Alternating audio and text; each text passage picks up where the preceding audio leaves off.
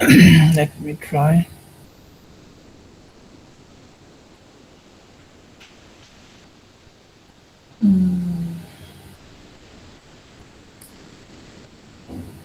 I think you can see the screen, right?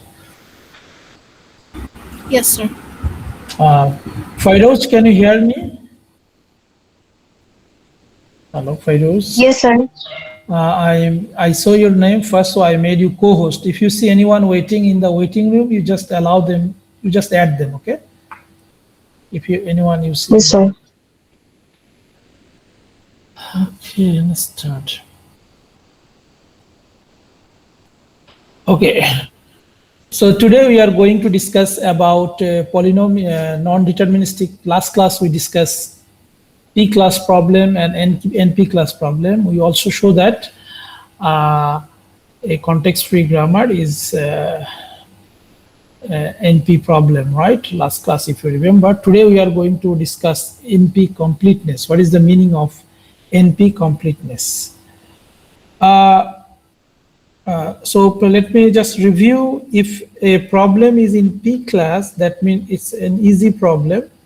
The easy way to understand the problem in P class is an easy problem which can be solved using the deterministic tuning machine with polynomial time. That is the P class problem. And NP class problem was a class of problem that non-deterministically we can solve in some polynomial time. Non-deterministically means we need some non-deterministic way, means we need some exponential time to discover the solution. Last class we saw some example like Hamilton path was one of the NP problem, and finding only path was in the P class problem.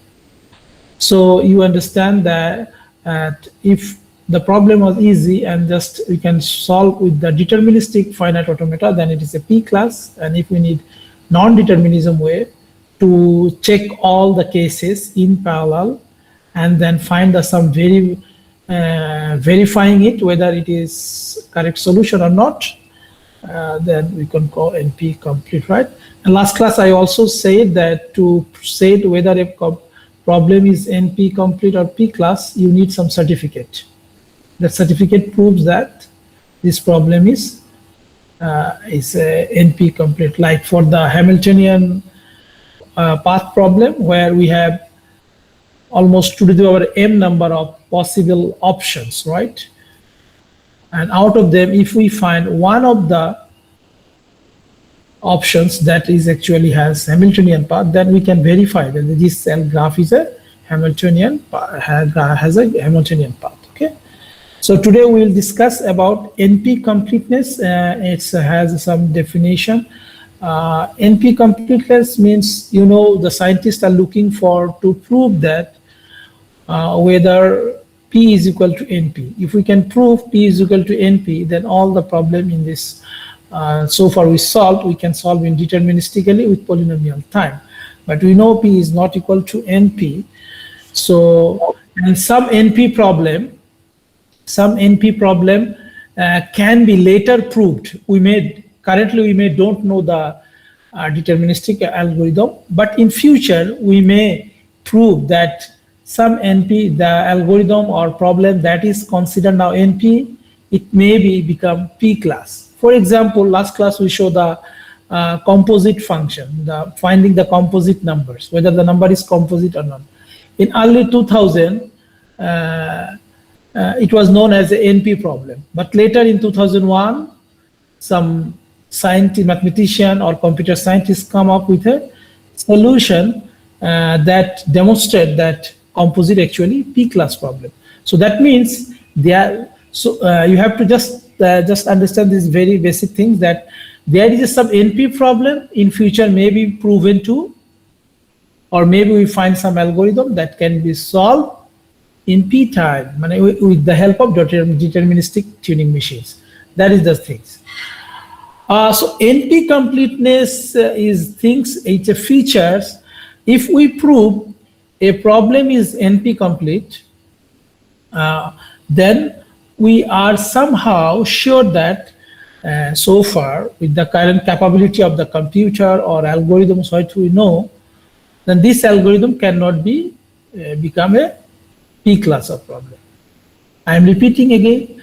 Somehow, if we know that this NP problem is a complete NP, that means we will not able to find a polynomial time or P class. We cannot have some algorithm or solution that can be fall into a P class. For example, again, I'm repeating the composite function that I talked about it. It was initially known NP, but later it has been proven to P class.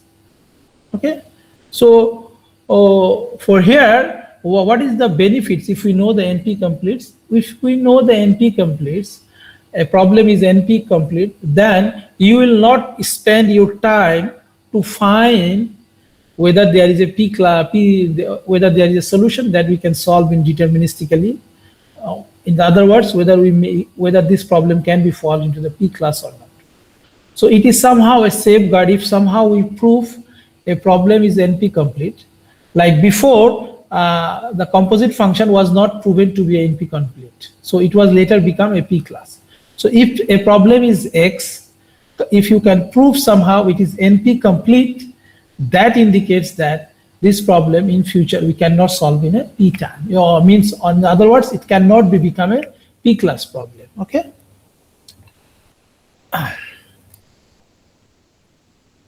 So first we will discuss about the reducibility. You remember the reducible concept we used to prove a Turing machine is not decidable or undecidable, right?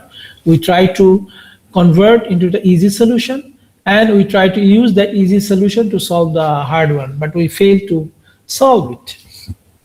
But in the here we also need, we are discussing that A is a polynomial time reducible, I mean we can solve it in polynomial time into B, that is indicate that A is a problem, we can reduce to some solution B in polynomial time. We can reduce it. We can take it into the different problem B. If we can do this function by the reduction, that is computable in a polynomial time. Means the given problem A, we want to reduce it into another problem B, and if we can do that in polynomial time, that is called polynomial time reducible.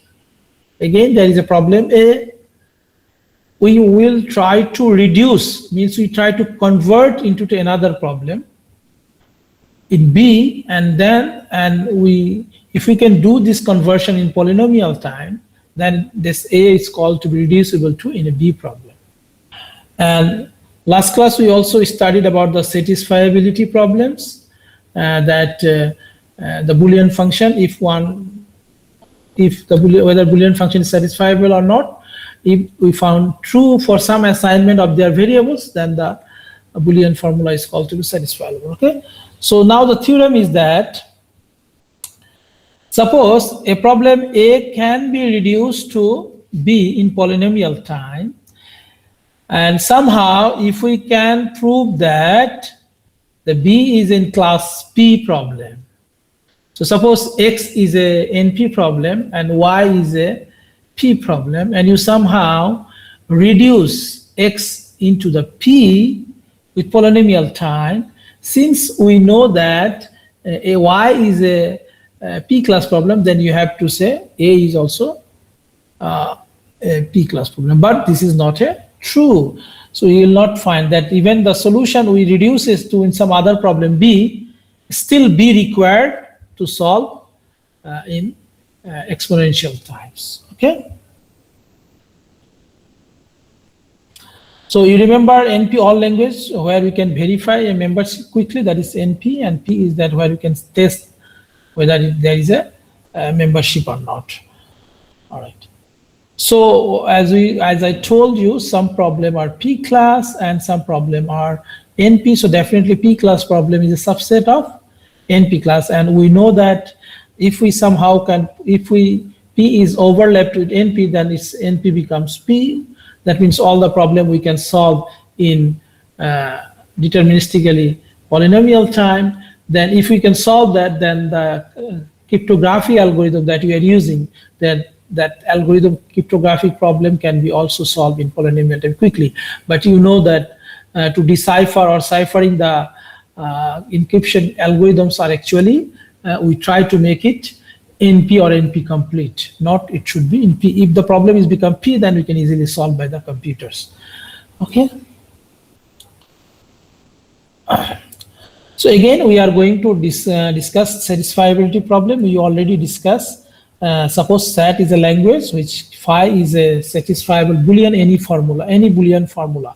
We want to see whether it is satisfiable or not. Okay, it is satisfiable if we found there is any combination of any assignment of the variable gives you true, then the formula will become satisfiable. So here is all the formula of the Boolean formula we are talking about SAT. And there is a Cook-Levin theorem we maybe exclude in this. We maybe will discuss it is in the next class or next slide. We will not cover in this semester Cook-Levin theorem, but just I want to say that if somehow can we show that this SAT problem can be solved in polynomially, then he claimed that then we can prove P is equal to NP. This is his algorithm. What he's saying, satisfiable, if the satisfiable problem becomes in the key P class problem, then we can solve anything, any P problem into NP. Why he is saying like that? Because today very soon we'll see that any NP problem we can convert, we can reduce to satisfiable problem. You understand? So if satisfiable problem becomes P class, then P will become NP. Okay, this is his theorems. So we need to show that we need to show that if any problem A belongs to NP is polynomial reducible to SAT. If we can do that, then we can prove it. But SAT problem is still in NP class. It is not in P class. So today we are going to discuss about 3-set and clique problem. What is 3-set problem? A Boolean formula is called conjunctive normal form, or it's called CNF. Again, any Boolean formula phi is called conjunctive normal formula if it has in the form like this. Means you can see all the variables are OR and connected with N. This is called conjunctive. How we know this is a satisfiable? If there any assignment of this variable give what? True, right? So to become this true, all of this, whatever the variable you see within the OR operator, there must be one of them will be true, right? If the phi is a satisfiable. Okay, I'm repeating. If the phi is a Boolean expression is satisfiable, then what will happen? Since all these OR operator are conjunctively connected, so that means at least one of these three variables will be true, like either X or Y bar or Z will be true. Or at least it needs to be true to become satisfiable, because all of this, we can say within the bracket, we can say it is a close, okay? Like X, Y bar, Z, it's forming a close. And these are the subvariables. So so phi to become true, then all of these close must have one of the true variables, right? Otherwise, it will not be true. So that is called conjunctive CNF form. Okay, let's see. So these are the X, Y, Z are called literals, and what you can see, it is called close. Okay, and the close are connected by AND operator, and inside each close there is a literal which are connected with OR operators. Okay. So a variable is a literal is a variable or negated variable, like X. Here you can see X bar. So both are literals. Close OR of literals. All those are in the ORs. It's called a close. Okay. So there is a number of closures. CNF and of the closes. That is the thing. The conjunctive normal form and of the closes, so an operation, because satisfiable. Okay, so 3NA, what is called 3CNF? 3CNF means a CNF with exactly 3 literal in each close. Means here we will have exactly 3 literals in each close. That is called 3CNF. Okay, that is called 3CNF. And the 3 set is if this is all, the 3 set will be a language of the Boolean formula. That's Boolean formula satisfiable of in 3 CNF formula. Okay, I have example in the next slide. And you know what is called click. Click in a graph is a subset of k nodes that's all are directly connected. Okay. Here you can see there is a 3 node, each are collected, so it is called 3 click graph. And here you can see I have 4 vertex, 4 nodes, each are connected, so it is called 4 click. And the next graph you can see there is a 5 nodes and each are connected, so it is called 5 click. So in the graph, if each nodes are connected with k nodes, then that is called k click. It's a graph. Okay.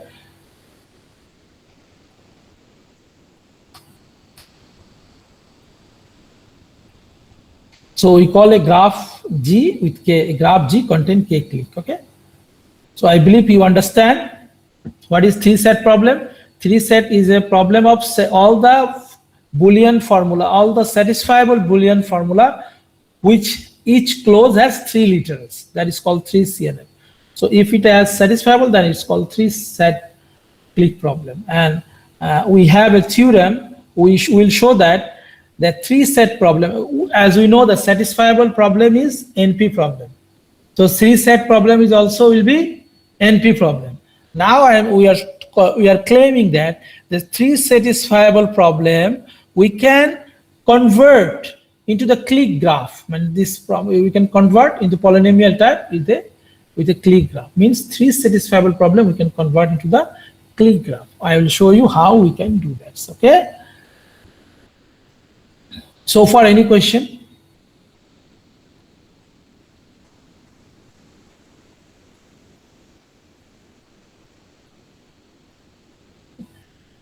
All right, so I can move on. So we have to show that the 3 satisfiable problem can be reducible to click problems. Given a polynomial time function f, the phi, the formula of phi, this phi will be 3 set. We have to convert it to the jk, where phi is satisfiable if only if g has a k click. Okay, so this is my phi.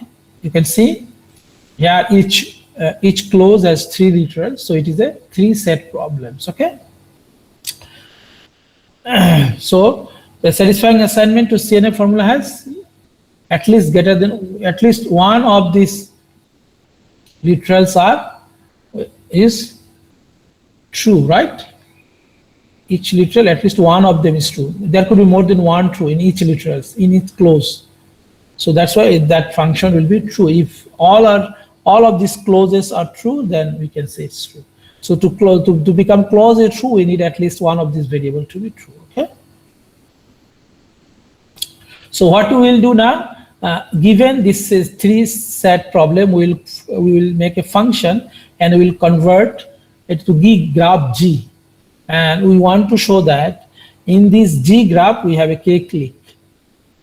You remember the k is the number of nodes each other connected, number of nodes that in the graph they are connected each other, they are connected. That is called k. So as you can see, I have taken each of these literals as a node. You can see each of the literals as a node. So each clause has three nodes. Okay, and here now to complete the graph we need to connect each node. So is it clear that each variables in the Boolean formula, each literals we take as a node. Now we need to connect. I need to connect the edge. I need to connect this literals so that it become a graph. How can we do that? Here to do so, I have 2 conditions that we should follow, or we can say forbidden edge. That edge cannot be exist. First one, that within a clause. So A, B, C, but this is the one clause. Within a clause, there should be no edges. Okay. Within a clause, there should be no edges. First restriction. Second restriction, so this red dot means you cannot have any edge. So all of the, within the close, there will be no edge within the literals, okay? This is the first way. Second is inconsistent labels. There should be no edge in inconsistent labels. Means you can see there is a and there is a bar in the second clause. So there will be no edge between A to A bar. Okay, you can see A to A bar, there will be no nodes, okay? There will be no edges like A bar. So if there is a complement in each, if they are complementing each others, then we will not have to make any edges. We cannot put any edge. These are the two forbidden things we need to follow.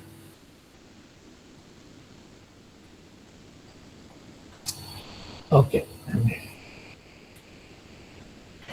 So these all are the forbidden edge, the red color you can see.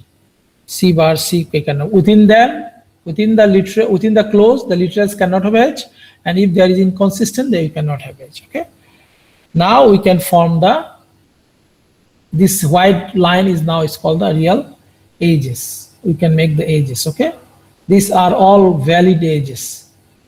Okay. So now we have to find what is the number of K, means how these nodes are each other connected. What is the number of Ks? Okay. So that we need to prove next slide.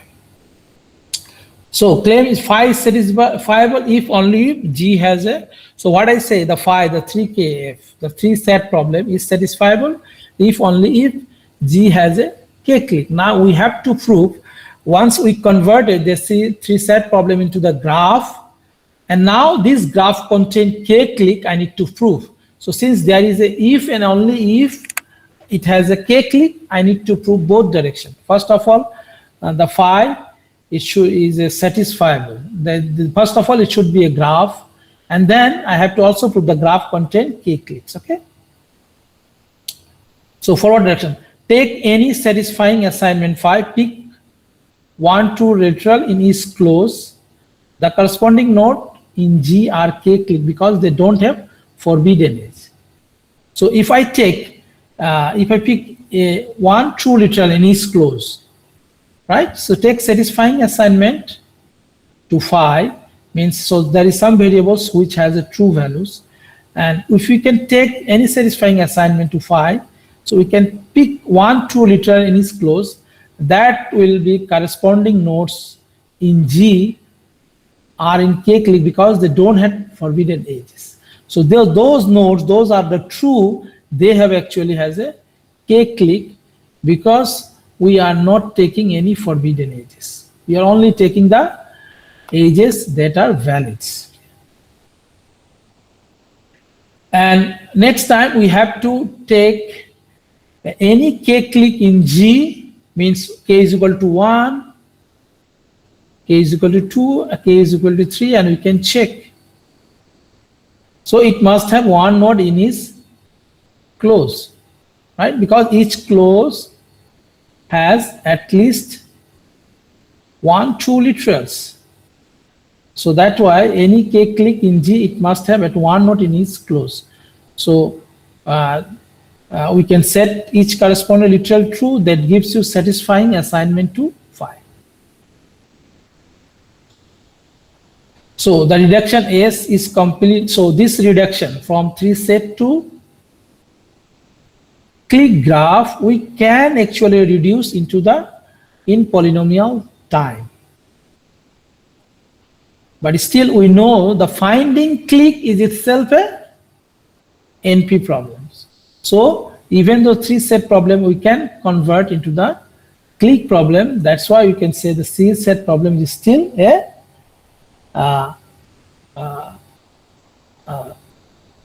it's still a polynomial time. We can reduce it. Okay.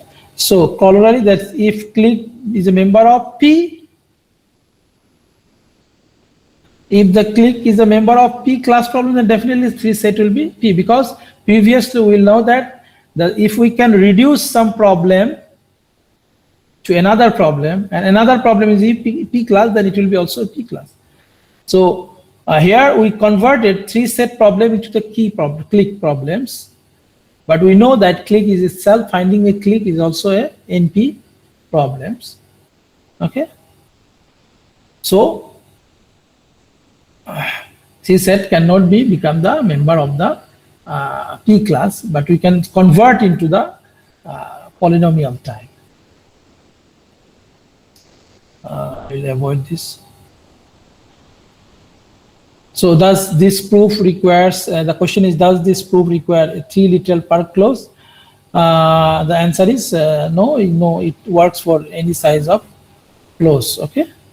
It works for any size of clause. It doesn't mean 3 set, but to make it simplify it, we take it the 3 click problem or 3 literals to show that that's what it is. So what is saying, so what is NP complete? B is NP complete if B is a NP. For all, again, that I said, for all A belongs to the NP class, and NP, this A has been reduced to B, but however B is also in NP, then B is a NP complete problem. So satisfiability problem is the click to find is also a like. So here the click is also a NP complete because we converted it to reduce it into the 3 set, but we know the click to finding a click in a graph is an NP class. So even we reduce 3 set problem into the click problem, but click problem belongs to NP, so we can say that the click is a NP complete. Okay? So this is the definition of what is NP complete. So NP complete gives you confirmation that this problem we cannot actually solve somehow into the polynomial terms.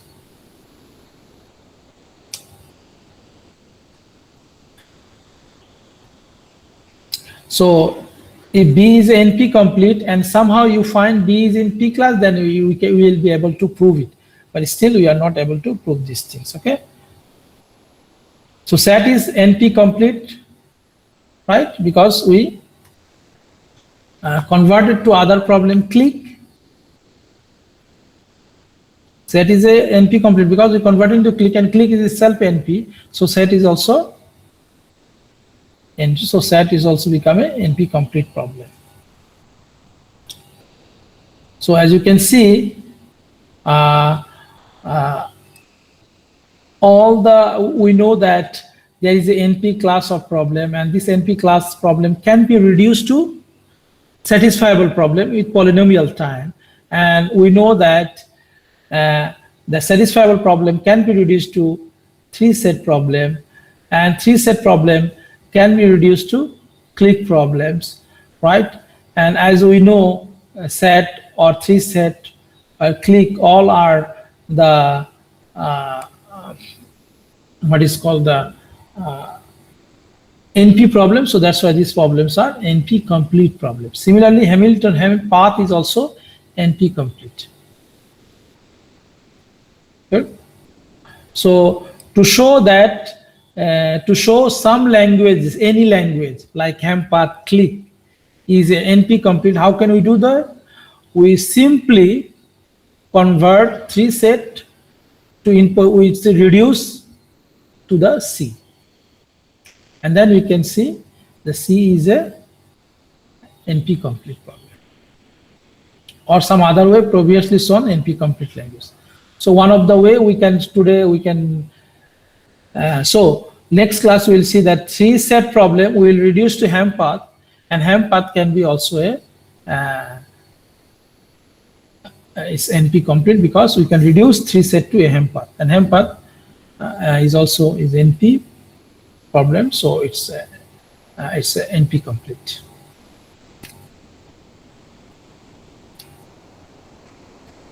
So as I told you, what is the importance of NP completeness? That if you know, suppose you are working on to solve some problem in your PhD thesis or some other things, you are trying to find some efficient algorithm. But if you know in the domain that you are working to solve that problem, all the problem are NP completes, then maybe you will not able to find the peak and you will not be find the efficient algorithm that can be run indeterministically, that can be fall in a P class. So it's help you. But if you work any NP problem and you try to prove that NP, it is a NP problem. If you try to prove that some problem is NP, then you may spend lots of time, but in future maybe someone prove it is not a NP, it's become a P class problem somehow. As for the example, the composite problems. So always if you find an algorithm that is a NP complete, it's good as a researcher to start working that you know there is no polynomial solution exists. Okay?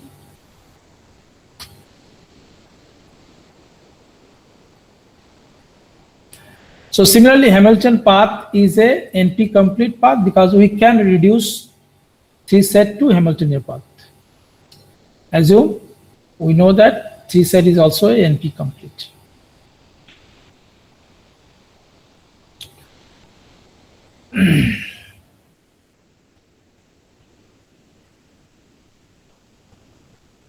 Just 1 minute, I have some message.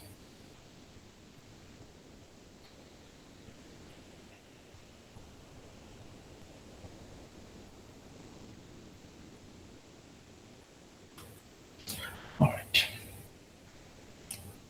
So, so here, similarly, I have a 3 set problem. We will try to make a graph, GST, okay? And so I leave it for you to look at this. This proof is not important. Just I know that we can actually convert 3 set problem into a Hamiltonian path. We can convert a graph and we can show that there is a Hamiltonian path exists. So these 3 like is close. So like there is a, a 3 set problem, we can convert into also a graph with S, it has source and T, and we can make it, and we can show it that this is also a means the Hamilton path also can be reduced to 3 set problem to can be reduced to Hamilton path, and you know how to find the Hamiltonian path in the graph. Okay,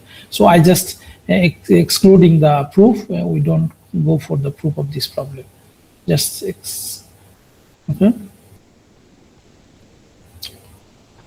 All right, I have one more slide to just cover, and I'm trying to finish today all our. Okay. So give me 15 minutes more. I'll try to finish. Okay. So today, just we want to start a new section. So far, we show the runtime complexity. And there we classified 2 class language, P class and NP class. Here we are going to now discuss start our to studying about the space complexity. What is the space complexity? What is space Fn means? What is n space Fn means? Okay, this kind of things we are going to define here. So we have a function n to n. Suppose function n, which is greater than or equal to n, we say tmm runs in space Fn if m always halt and use most Fn tape cells.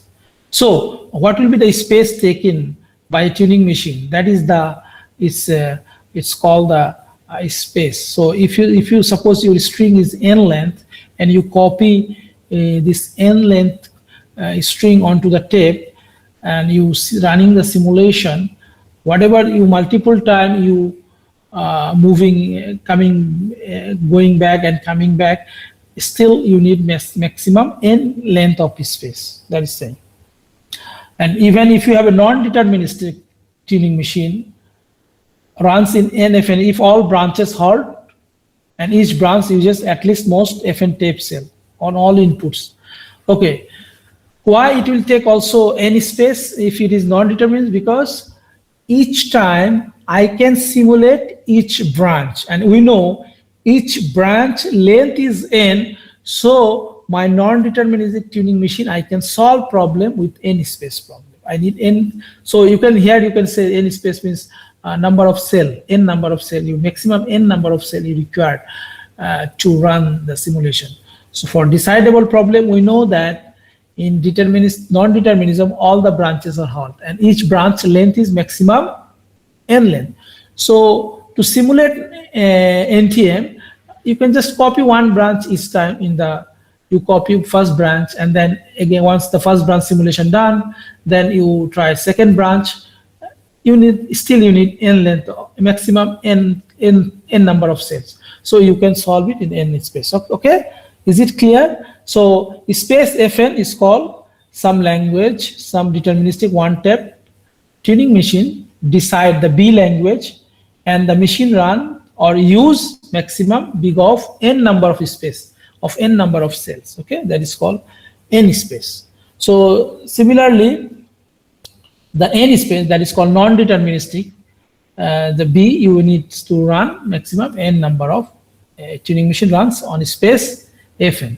So in tuning machine space, we means the cell, each cells, what is the cells. Okay, so P space is all the polynomial space that can be used. Suppose a language need Tn square time, and if you need Tn square space, it's also UK P space. Similarly for NK, for n space is non-deterministic polynomial space you require.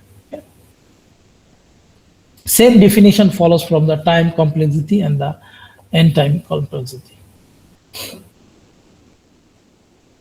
Here the question I already said, we define space complexity for multi-tape tuning machine by taking the sum of the cells used on all tapes. Do we get same class P space for multi-tape tuning machines? No, yes. Converting a multi-tape TM on a single tape, only square amount of space required. The second or third option is yes, converting multi-tape TM to single tape, only increasing amount of space used by constant factor. So suppose you have a 3 tape tuning machines, and suppose the length of first tape is N1, the second tape is N2, and the third tape length is N3, then what will be the space is required if you try to simulate it? So total N1 plus N2 plus N3, if you want to copy it in a single tape tuning machine, you need only that amount of. So we can say, assume each maximum length of each tape. There is a 3 tape, maximum length is 3n, each maximum length is n. So in my single tape tuning machine, I need 3n amount of cell. If in multi-tape, it takes maximum n cell to execute the task or to simulate the task, then in single tape tuning machine, I need maximum 3n. So that's why the answer will be the C used by some constant factor, 3n maximum. Okay. Even multi-tape. So if the sum algorithm is, so if the sum algorithm is polynomial, if its complexity is t time of tn, then its space is also time on tn. It's also a subclass of same. If we need tn amount of iteration, so maximum I need actually n number of space in my cell. So that's why it's called subset. Time tn is a subset of n space. So how can we prove that? So a tuning machine that runs tn steps cannot use more than t tape cells. Okay. And you remember, if you have excuse me, if you have n length tape cell you are using, then if you try non-deterministically all the possible, then what will be the maximum possible option you need cell? Definitely 2 to the power 2 tm. If there is if you are using m cells of the tape, and for if you want to try all the possible cells, all the operations, n length, then you need maximum 2 to the power t of n length. Okay, 1 minute, I have it.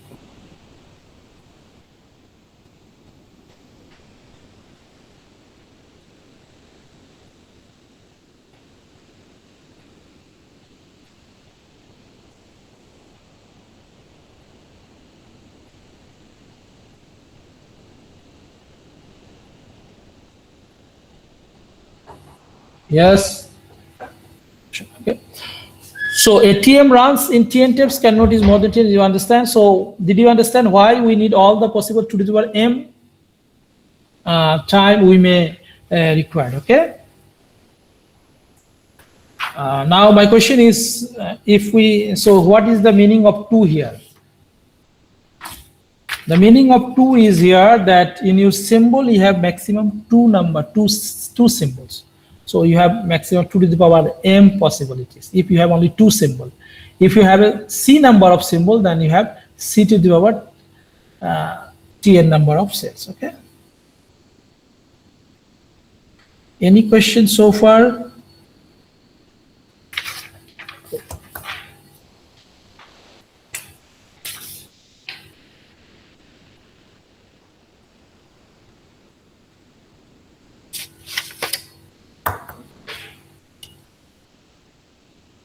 So if ATM that uses Tn cells, it cannot use more than c to the power Tn to the power time, because maximum option number of iteration will be maximum c to the power Cn, and c is here number of symbol. If 2, then 2 to the power Tn. If number of symbol is 3, then 3 to the power 2n.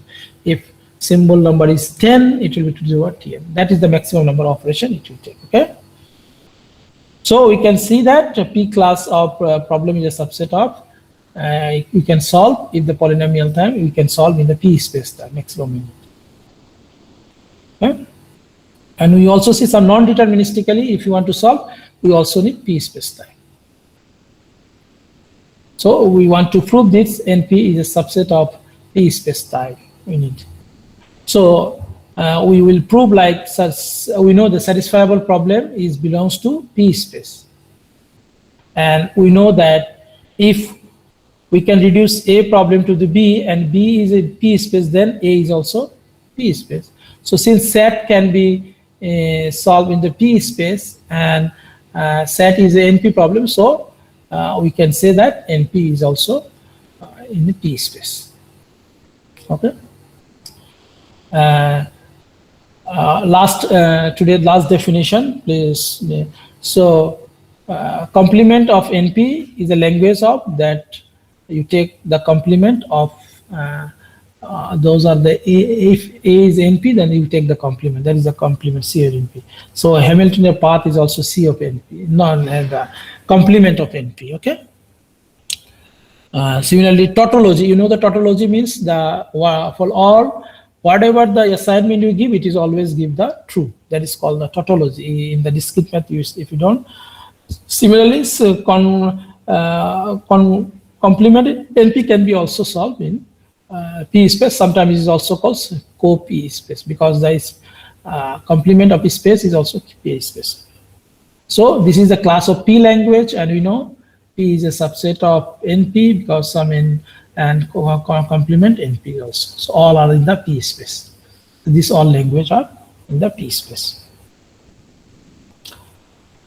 Okay, so we want to last, I think I have, should I show this?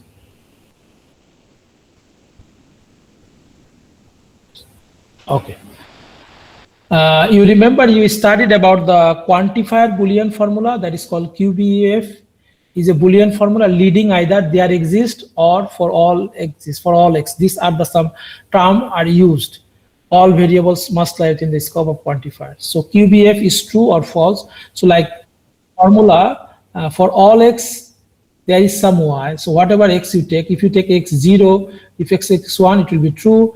For the second one, it will whatever for all x, it will be false. So this is called the quantified Boolean formula. If you are forget these things, you may just review.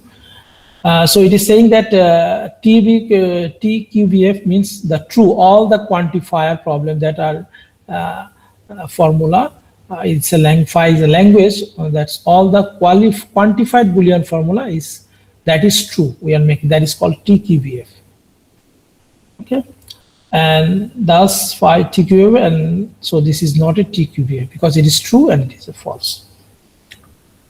And we show that TBQF also can be solved in T space time. Okay. So on input, if phi has no quantifier, then phi has no variables. But if phi is look like this, there exists, and this psi means there is some formula, then evaluate psi with x is true and x is false. Recursively, you just try to recursively solve this, except if both are true, because there is some x. So for you have to try for x, and you try for x is equal to true, and then you try x is equal to false. If you both case you find, if you one of the case you find true, you will accept, otherwise reject. On the other hand, for all x, if there is other formula, if for x is equal to true, for x is equal to false, you have to find all both case needs to be true. If both cases true, then you have to access. Okay, that's all. We want to stop here, just for that ladder problem we are not going to study until the TQBF. Okay, so let's just brief for your final exam preparation, how you will prepare.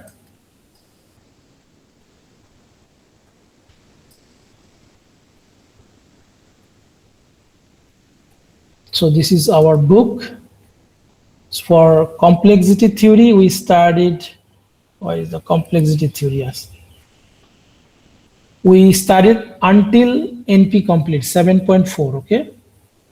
7.1, 7.2, 7.4. Let me go for NP complete, how far we studied. We studied until before the Cook-Levin theorem. So your syllabus doesn't include Cook-Levin theorem. Until this is your syllabus. The note. From the complexity theory, you have to study until this, page 304. Okay?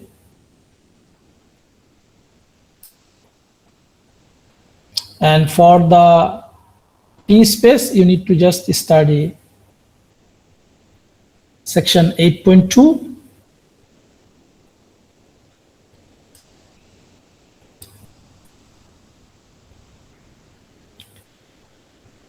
Okay, and 8.3, that's all.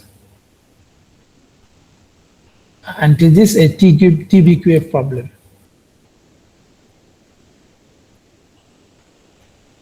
That's all, until this. It is page 341. This is your syllabus of complexity. And reducibility and decidability, whatever we cover in the class, that is your syllabus. Do you have any question?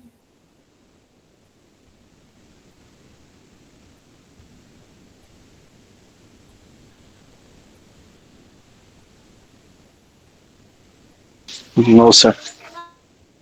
Regarding the, so do you want to have a class this Thursday also? Miraj also. Miraj is there. So I want to stop to give you any more content from here today. Yes, sir. Okay, for exam, for maybe there will be less than two set will come from the mid syllabus. So mid syllabus, you do not need to study any proof. No proof. Like last time you prove by construction, whatever you did, you don't need to study that part. No pumping lemma. Okay? No PDA. Did you take the note? Yes, sir. So just, and no conversion from DFA to NFA. For NFA to DFA, no need. we already covered in the mid.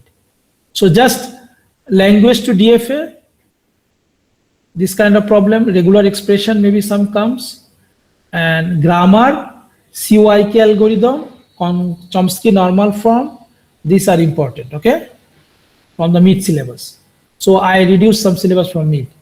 But Turing machine, decidability are full. These 2 chapters you need to study full. And other the complexity theory I covered. Okay.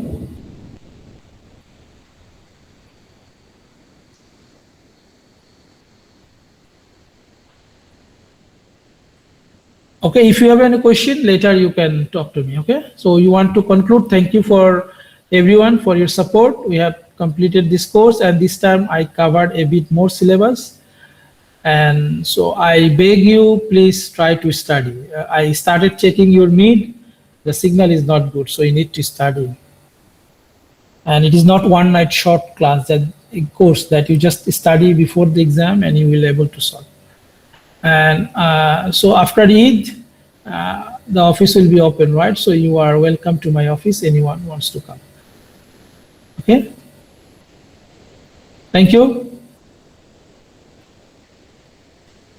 Okay, so see you inshallah. Okay, no, just 1 minute. No, okay, excuse today attendance. Let's excuse, we have lots of attendance. Okay, Jazakallah khair for everyone, your supports, and see you inshallah next time. Thank you, sir. Eid Mubarak. Eid মোবারক, সবাইকে ভালো থাকো, সুস্থ থাকো, সাবধান থাকো, এবং বেশি বেশি করে থিওরি অফ কম্পিউটিং পড়ো.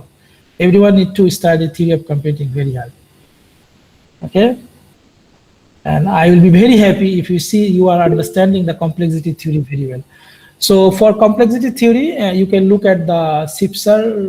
He has a lecture in the online where I take the slides. I upload the slides, so you can review that class also. Thank you very much. Okay, Assalamu alaikum to everyone. Assalamu alaikum, sir.